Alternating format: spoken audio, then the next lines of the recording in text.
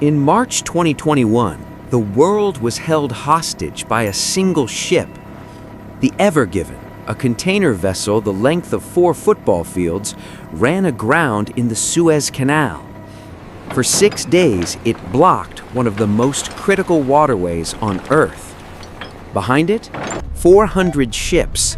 Ahead of it, a global supply chain on the verge of collapse.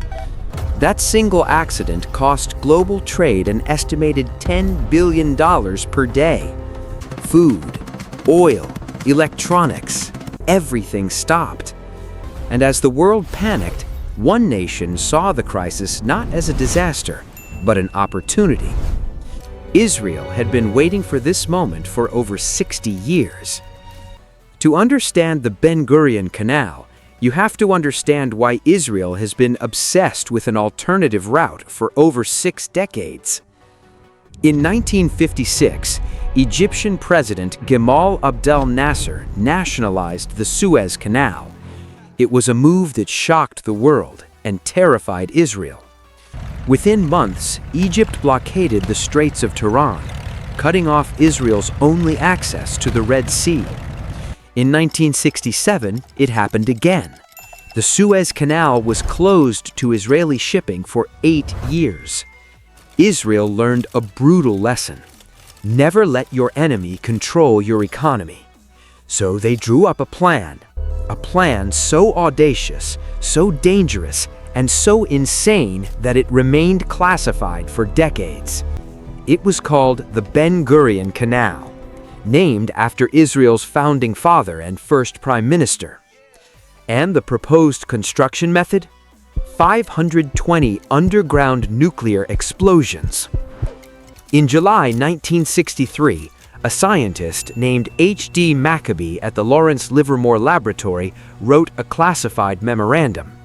His proposal? Use 520 2-megaton nuclear bombs, over 1 gigaton of explosive power total, to blast a canal through the Negev desert. The project was part of Operation Plowshare, a U.S. program that explored peaceful uses for nuclear weapons. The same program considered using nukes to widen the Panama Canal and cut a waterway through Nicaragua. The estimated cost? Just $5 billion in today's money, a fraction of the $55 to $100 billion conventional construction would cost today. But there was one small problem: permanent nuclear irradiation of the entire canal route. The plan was shelved. The document remained classified until 1993. But the dream never died. So why hasn't it been built? Because this is one of the most challenging engineering projects ever conceived. The Suez Canal was dug through flat, sandy sea-level terrain. The Ben-Gurion Canal would cut through the Negev Desert and Araba Valley, a route that climbs to over 700 meters above sea level. The canal would stretch approximately 260 to 300 kilometers, significantly longer than the Suez's 193 kilometers. Engineers would need to build one of the most complex lock systems in history. Massive water-filled elevators to lift 200,000-ton ships up and over a mountain range, then lower them back down to the Mediterranean.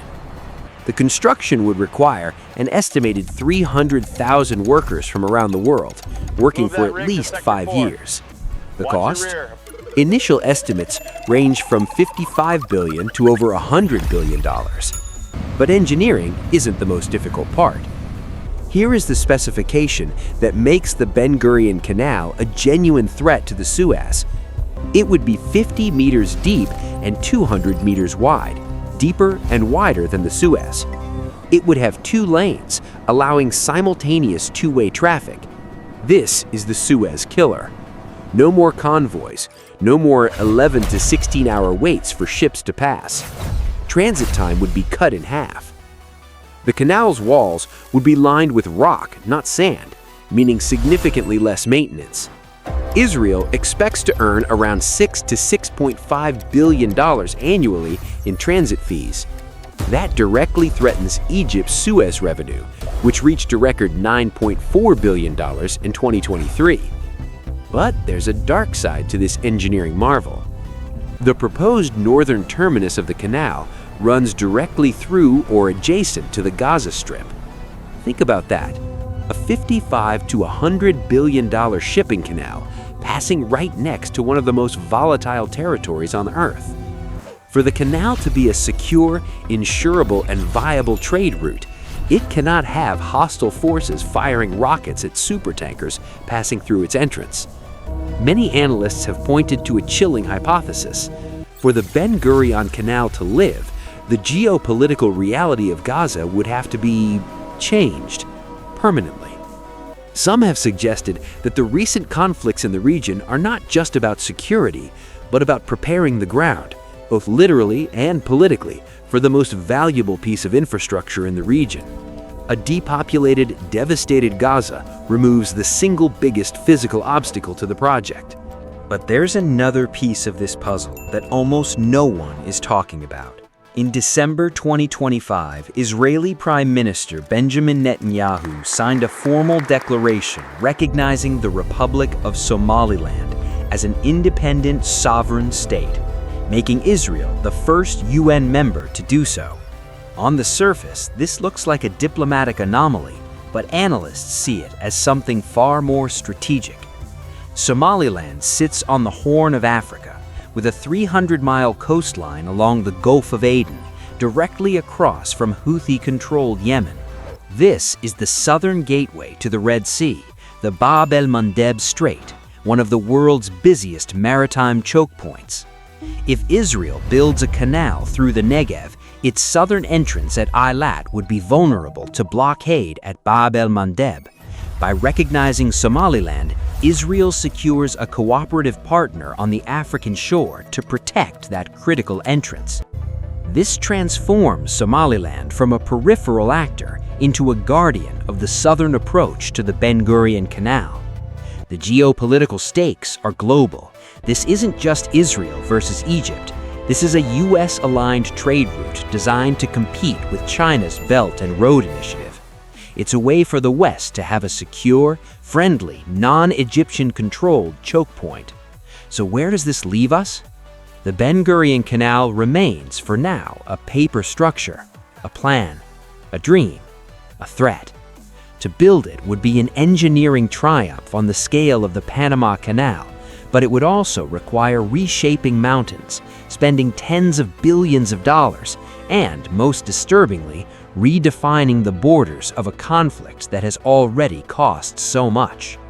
The Suez Canal is subject to the Constantinople Convention of 1888, which guarantees free passage to all ships. A Ben-Gurion Canal? It would be fully Israeli-controlled. Israel could block the passage of any vessel it wishes. That contradicts the principle of maritime neutrality and could cause international crises. So the question is no longer, can they build it? The question is, will they? And more importantly, what will be sacrificed to make it happen? If you want to understand the real forces shaping the Middle East, hit that subscribe button. We'll see you in the next build.